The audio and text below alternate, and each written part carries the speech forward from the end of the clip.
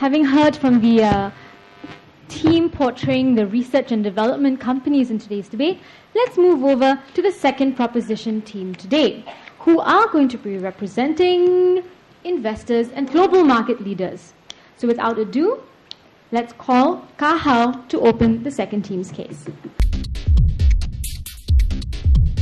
Now, on top of what opening proposition has proposed today on the problem of resource allocation, we see that in the world today, we see a backdrop of a more pressing problem, not just of resource allocation, but rather the root of the problem, and that is none other than the credit crisis. When banks have burned themselves from a subprime mortgage crisis, when taxpayers have defaulted on their loans, we see this huge loss in wealth has ultimately escalated to a problem that we see today, and this is the most pressing problem that we see as none other than liquidity crunch. So this is a liquidity crunch when corporations do not even get their own loans, continue their basic operations, to continue manufacture or for basic provision of goods and services. When companies, regardless of whether they're good or bad, can no longer function under the high operating costs of the global economic crisis. And this is the background that I'd like to propose, this is the extension that I propose to debate today. So now ultimately, ladies and gentlemen, because this crisis, because credit dried up, we see a most important point, the most important contention for today's debate is to address the crisis in confidence. How the long-term industry development on the side of the opposition has to show how this will address the immediate impending credit crisis and show how this will ultimately solve the problem today. Now, as the closing proposition, we propose a few extensions to the opening government.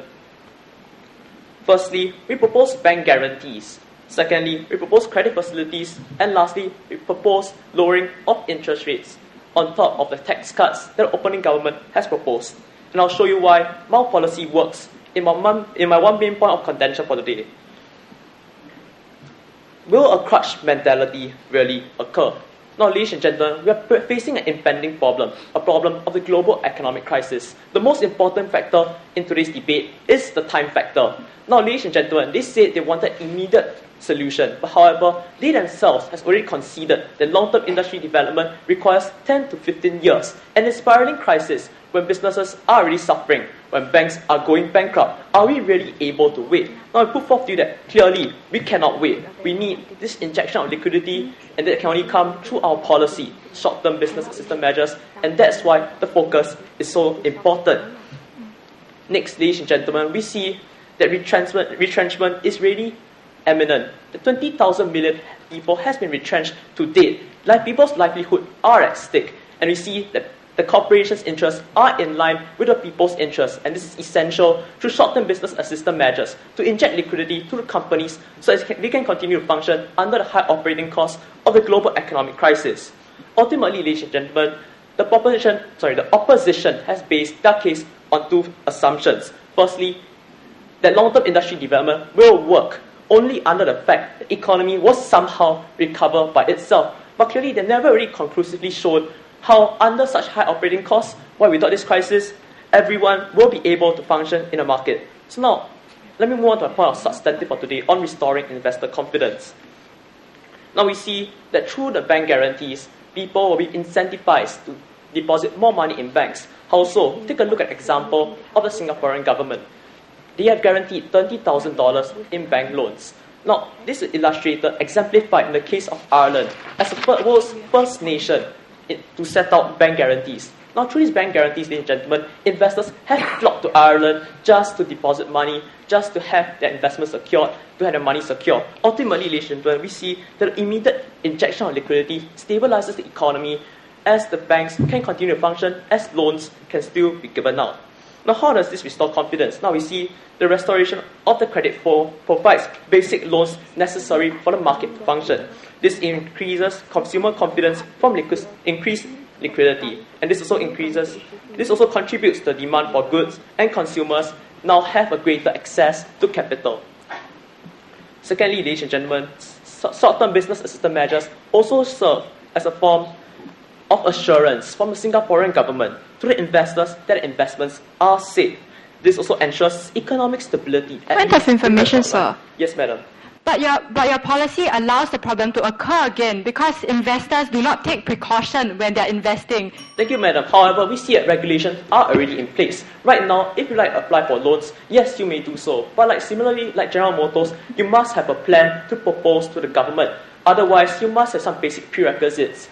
Like for example, if you apply for a loan at a loan facility, you require at least 1 million in annual turnover. These are basic prerequisites to judge whether corporations or companies really deserve such loans. And we see because such regulations are already in place, a crutch mentality will not occur.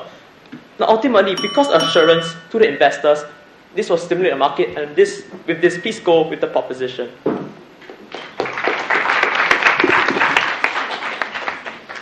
I now call upon the opposition team's first speaker from the second team. I call Hui Min of Dunman High School to extend the case for the opposition. Now, ladies and gentlemen, according to the proposition, they have raised that long-term industry development will take too long to carry out, increasing the number of unemployed people in Singapore. However, there are actually skills upgrading courses, of course, started by WDA, and to meet the demands of the industry. There are, of course, jobs available in other industries in Singapore now. Take an example of the integrated resorts. Tourism, they have actually projected that 60,000 jobs will actually be created from just 2 integrated resorts. Yes, even though there is an economic crisis now, it does not mean that the integrated resort will cease to appear. The works are still underway, and thus jobs will still be created. Now, as members of Public of Singapore, one of my key concerns, and I believe is all of your concerns, will of course be job security. However, staying employed does not equate to job security. Take an example from the US automakers. Loan, which is a short-term measure to GM and Chrysler, requires them to restructure and to come up with a viable plan to profitability in the next 3 months. If I am an employee of the GM, I'll be worried day and night and not knowing when I may just lose my job. Thus, we are staying employed without any sense of job security. Imagine, will you be able to perform and commit your best under such situation? I believe not. Last week, when asked about any stimulus package that President-elect Mr. Obama will be proposing to the Congress. Madam. Yes. Madam, if you don't have short-term business assistance measures, wouldn't your jobs be less secure? Wouldn't you feel even more worried than you are now? However, with these short-term business measures, it does not equate that these companies will not have to restructure. During restructuring, retrenchment will take place. Thus, when retrenchments take place, people will still lose their jobs. Point, madam. Yes. Are you going to wait 10 to 15 years for a next job to appear? No. What I'm trying to say is, people now can actually turn to other new industries and upcoming industries that are still happening in Singapore now because we started a long time ago, such as tourism industry. The IR is coming up, and it creates 60,000 jobs. Yes. As you say, the IR is coming up, but it's not coming up now. What about livelihood for the next 5 years? Are you going to starve and die? No. Of course, IR is just an example. There are other industries in Singapore. Does it mean that only SMEs will secure the livelihood of people? Of course not. Yes. You have to understand that 62% of Singapore's workforce belong to the SMEs and businesses, and they are the first ones to become retrenched.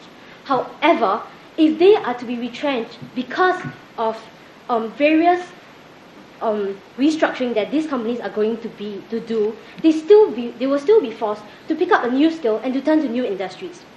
Well, as I have mentioned just now, last week, when President-elect Mr. Obama was asked of any stimulus package that he will be proposing to the Congress, he clearly mentioned that his aim is not to create jobs that absorb these unemployed, but to create new jobs in new industries such as the green energy industry for long-term job security. Now, good governments take the bitter pill and long-term perspective of the country. As such has been the practice of our government. From Asian economic crisis to SARS, short-term has not been the flavor and will continue not to be so. We believe in long-term industry development and append or substantiate our claim. In 2001, government identified biotechnology and pharmaceuticals as new vertical for economy. Singapore government committed US $5 billion to build this industry up. From the construction of biopolice, the hardware, the software, to attracting researchers. The government has shown its will to succeed. Now, we are seeing the results of this committed effort. pharmaceuticals now account for 22% of non-oil domestic output in Singapore in the year 2007, up Point, from madam. only 7.7% in 2000. Another example will of course be the new media industry. This week, MDA has actually dished out Singapore $7.5 million to projects that will propel new media companies to global arena. Conscientious effort by MDA, George Lucas has set up production studio in Singapore, having Clone War been a Singapore production. Raintree Production has also had their maiden animation cartoon, Sing to the Dawn. These are again testimonials of a new industry developing, growing, and playing a key role in our economy. Moreover, if every crisis, industries know that government will help, this will create an over-reliance on the government and defies the true spirit of entrepreneurship. Lastly, even if short-term are effective, they are not viable. Having a small domestic market and an annual GDP of a mere US $160 billion, how much can we commit? US $100 billion? $700 billion? Certainly we cannot afford it. Thus, we say that short-term measures are not viable and does not solve the problems of any crisis in Singapore. It does not promote the spirit of meritocracy. Singapore accomplishments thus far, from the world's busiest port to the air transport hub, to the world's third largest refinery centre. These are definitely not the results of short-term, but long-term commitment, planning and development. Thank you.